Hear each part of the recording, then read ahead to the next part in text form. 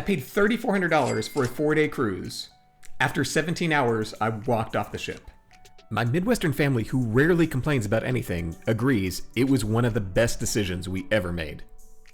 Here's why the psychology of sunk cost almost trapped us on that ship, how a cruise line designed their compensation to exploit human psychology, and the one question that saved our entire vacation. Hey there, my name's Jared. I love exploring the psychology and mental traps that lead us astray. This video is part ranting about a failed vacation, part behavioral economics lesson, and we lived this experience firsthand, costing us a couple $1,000s to learn a really valuable life lesson. Recently, my wife and I invited my parents to join us on a 4-day cruise out of Galveston, Texas on Princess Cruises' Regal Princess. We live about 90 minutes away, so we could drive instead of flying.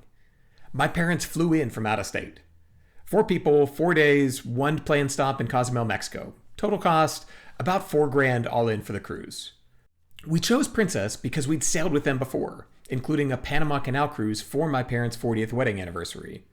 If you're not familiar, they're considered a premium cruise line, a tier up from the namesake of their parent company, the Carnival Corporation. Having sailed with them before, we were expecting quality food, good service, and a relaxing few days together. My parents are in their 70s. We live about 2,000 miles apart. We get maybe a handful of days together throughout the year.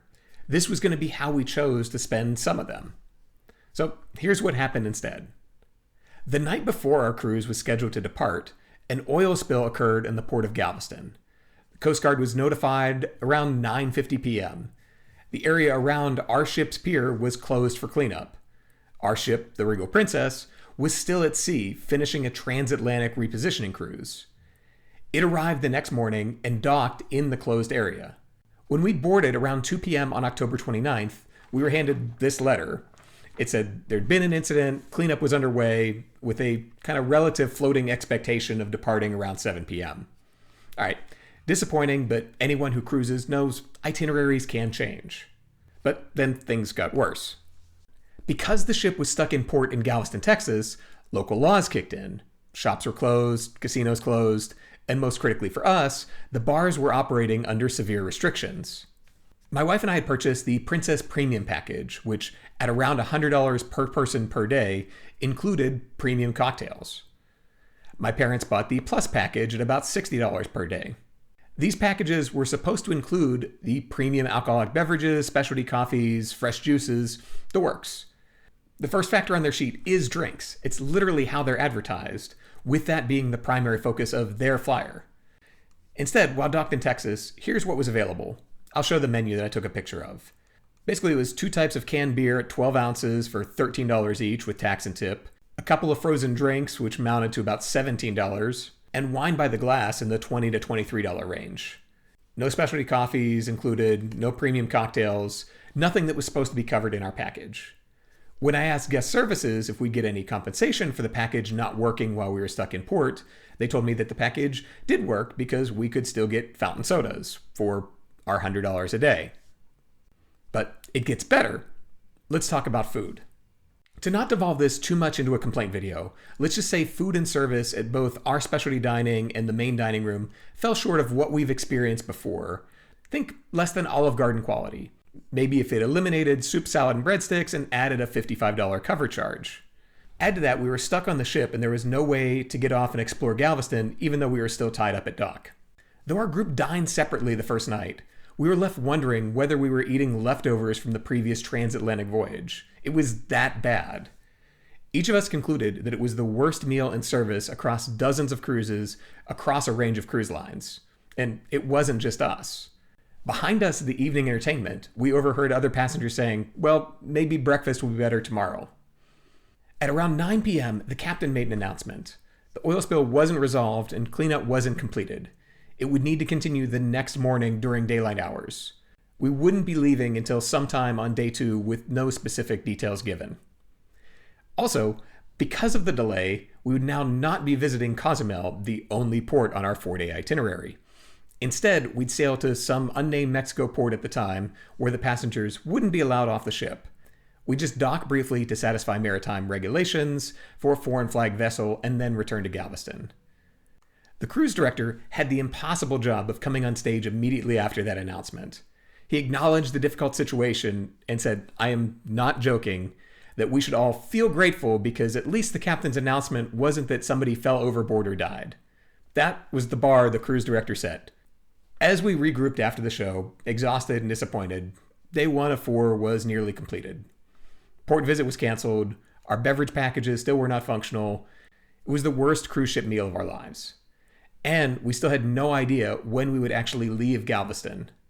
Then, after 10 p.m., this letter was delivered to our stateroom. And this is where things get really interesting. All right, let's pause for a second. I know what you're thinking. This is just another guy complaining about a bad cruise.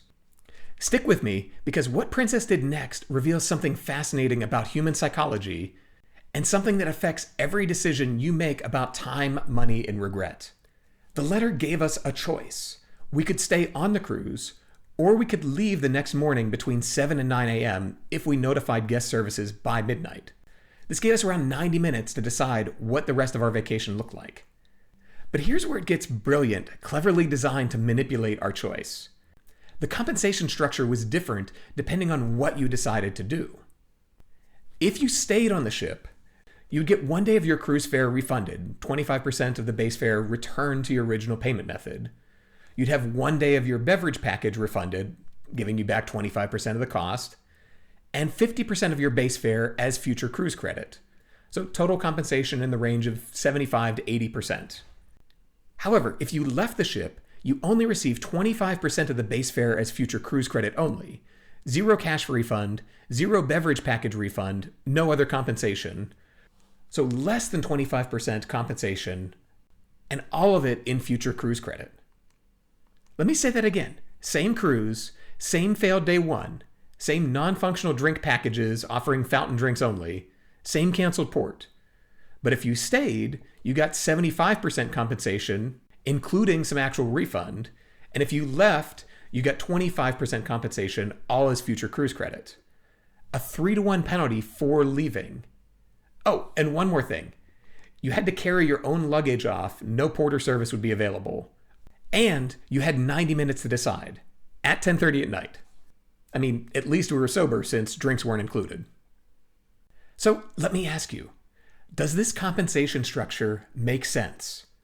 Why would they offer 3 times more compensation to people who stayed versus people who left? Here's my hypothesis. Diving into Carnival Corporation's own financial reporting, they earned somewhere in the neighborhood of $80 per day per passenger in ancillary revenue. That's bars, casinos, shops, spa services, specialty dining, and shore excursions. If we left, we represented 0 chance for additional revenue. They kept all our money for services they failed to deliver, and we'd just disappear. If we stayed, we were 3 more days of potential spending. Now with an extra sea day to keep shops and casinos open without a port to worry about.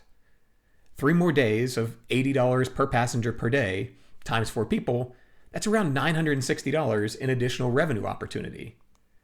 The compensation structure wasn't designed to be fair. It was designed to maximize revenue extraction. By offering the 75% compensation to passengers who stayed, Princess made a formal admission. This cruise was worth only 20 to 25% of what you paid for it. Why else offer compensation if you didn't deliver the contracted product? But if you left, taking control of your uncertain, thus far disappointing vacation, you only got 1/3 of that, despite not even receiving the other 3 days' experience. With this asymmetrical offer, it made it clear to me that we were a revenue source. They didn't want us to stay because they liked us. They wanted us to stay because empty cabins spend $0 in the casino. No dining up sale, no bad ideas at an art auction, no late night drunken shopping. The compensation difference was almost exactly the ancillary revenue they'd lose if we walked. What Princess was doing was what economists call choice architecture. They were steering passengers to the decision that they wanted them to make. You felt like you were making the rational choice, even though you were directed into it. Zooming out, revenue protection feels like the only logical reason for this asymmetrical offer. Now, here's where the psychology gets really interesting. Let's break down 3 factors that nudge you towards staying on board. Trap 1, the sunk cost fallacy. We've already paid $3,400. That money is gone whether we stayed or left. But our brains don't think that way. Our brains scream, "You've already spent so much money, you have to stay and get your money's worth." Talking to other passengers, you could hear it in their voices. "Sure, this sucks, but I paid for this trip. I'd better make the best of it." Reality is that money is already gone. It was spent the moment we booked. It's a sunk cost. The only question that matters is, given what we know now, how do we want to spend the next 72 hours? Which choice would we regret less later? But sunk cost fallacy makes us throw good time after bad money. Which leads to trap 2, the double spending illusion. See that future cruise credit and the compensation? It's genius. If you ever shop at Kohl's, you know this game extremely well. Kohl's Cash promotes the classic, "I'm saving money on this purchase." And then, because of the expiration date when you get cash back that's in a gift card or gift certificate that you can use later, you have to go back to the store in a few weeks because, you're losing money if you don't go, right? It's free. Princess created the same scenario here. They made it seem like the next cruise is free. You've already paid for it, right? It's sitting right there in your account. You'd be wasting money not to use it. But it's not free. You paid for it with this subpar experience. And now you're locked into giving Princess another chance to disappoint you while spending even more money on flights, excursions, gratuities, drinks, and everything else not covered by the credit. You're not saving money. You're double spending. Once for the bad cruise, and again for the free cruise that isn't really free. We fall into that trap of thinking both sides are the free part. This cruise feels free because we have the credit coming. And then the next cruise will feel free also because it's the credit that we feel like we have to spend. And Princess knows once you've booked that second cruise, you're back on the sunk cost treadmill. Maybe a better analogy is you get a moldy sandwich at a deli. The owner says, "Oh, my bad. You still have the choice to eat that one, but here's a coupon for half off a sandwich next week."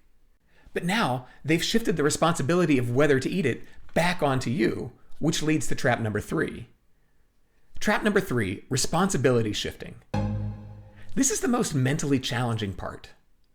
By giving us the choice to leave, Princess transferred responsibility for the failed vacation from them to us. If we stayed and have a terrible time, we'd spend 3 days thinking we should have left.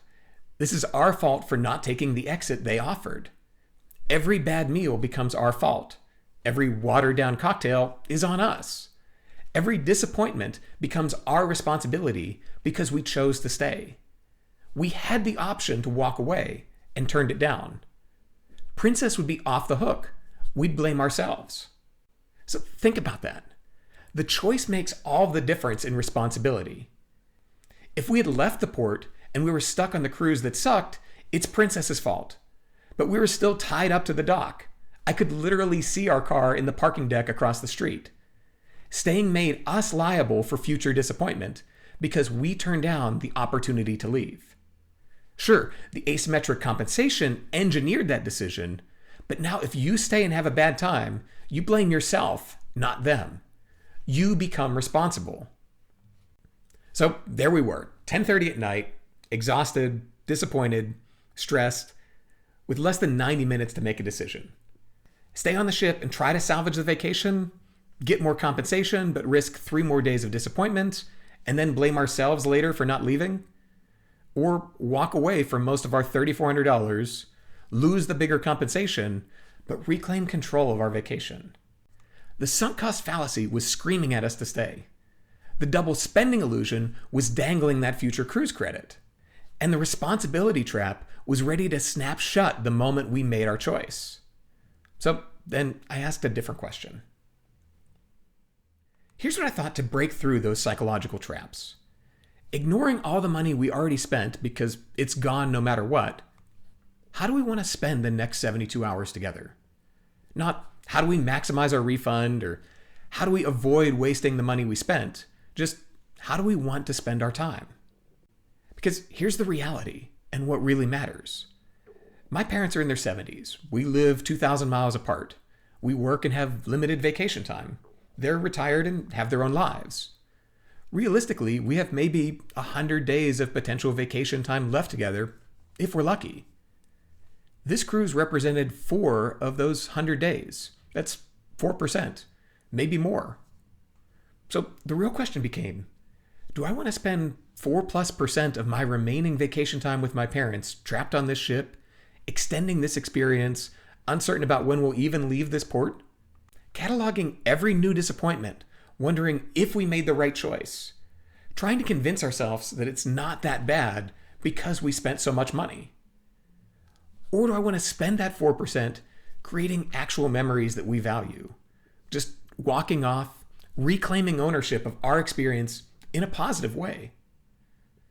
When you frame it like that, $3,400 becomes irrelevant. I can't create more days with my parents. The money is sunk cost. It's gone.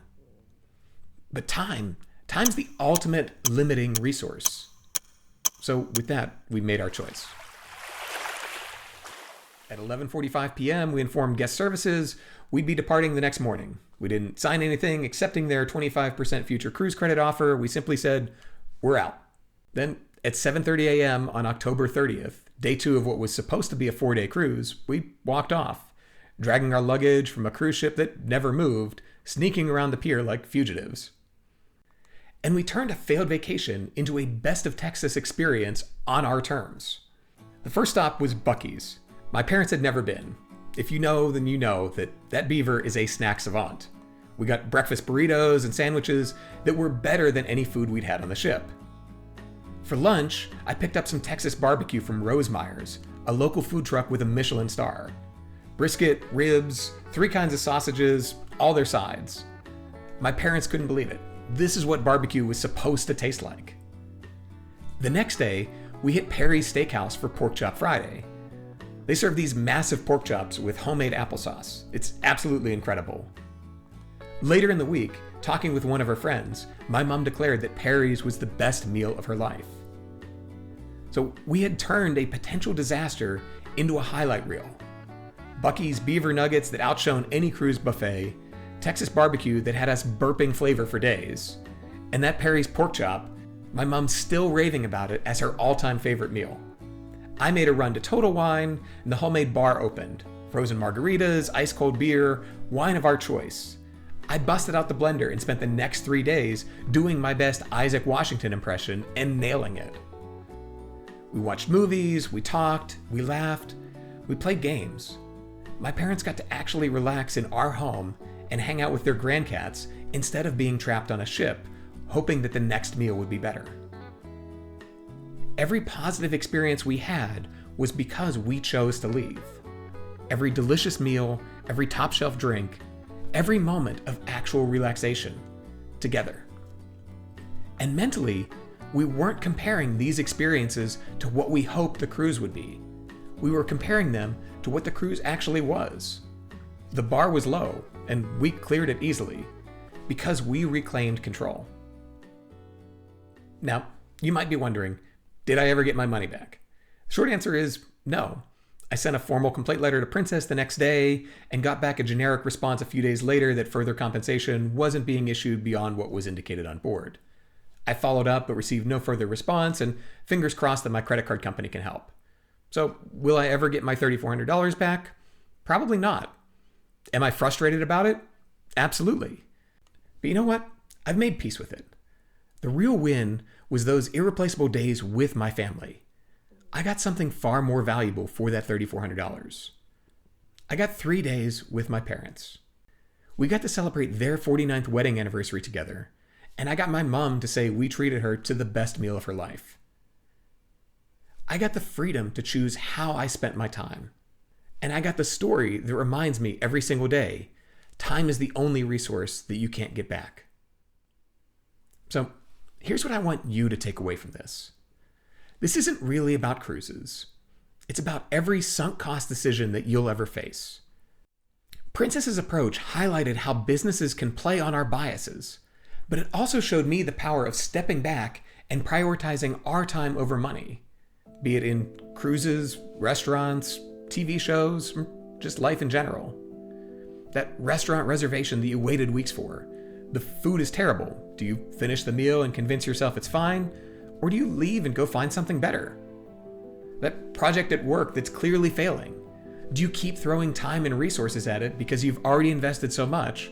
Or do you cut your losses and redirect to something with better odds? Heck, that Netflix series that you've been binge watching that's clearly lost the plot, but you've already sank 10 hours into the couch, so now you're desperate to confirm the ending that you predicted 3 episodes ago, so there goes the rest of your weekend. Or maybe it's that relationship that's not working. Do you stay because you've already spent 5 years together? Or do you acknowledge that those 5 years are gone, and the only question is how you want to spend your next 5 years? Or even who you choose to spend tomorrow with? The sunk cost fallacy shows up everywhere. And it's always whispering the same lie. You have to make this work. You've already invested so much. Walking away means all that is wasted. We spend too much of our current time trying to validate a past us that no longer exists. Every minute you spend trying to justify a sunk cost is a minute you can't get back. The money, you might be able to earn that again. The time, never. Like I said, for me, my parents are in their 70s. We have maybe 100 days vacationing together left. We reclaim more of that eating good Texas barbecue, drinking amazing margaritas, and sharing the best meal of my mom's life together. Princess and Carnival have definitely lost 4 future customers. But I get those memories, and I get this lesson. So here's my challenge for you. The next time you're facing a sunk cost decision like this, and you will because we all do, ask yourself, given what I know now, how do I want to spend the next hour, the next day, the next year? Don't just try to justify what you've already spent. Think about, how do I want to spend what's left? And choose accordingly. If this resonates with you, I'd love to hear your sunk cost stories below. Let's learn from each other. If you've had similar cruise experiences or decisions in your life, how did you handle it? If this video helped you think differently about decisions you're facing, hit the like button and subscribe, or check out my Substack for more content. And if you're a cruise blogger and want more details on this completely failed cruise experience, feel free to reach out. I'm happy to share more details. Thanks so much for spending some of your time with me. And remember, the best time to walk away from a bad decision is right now. Smooth sailing to you.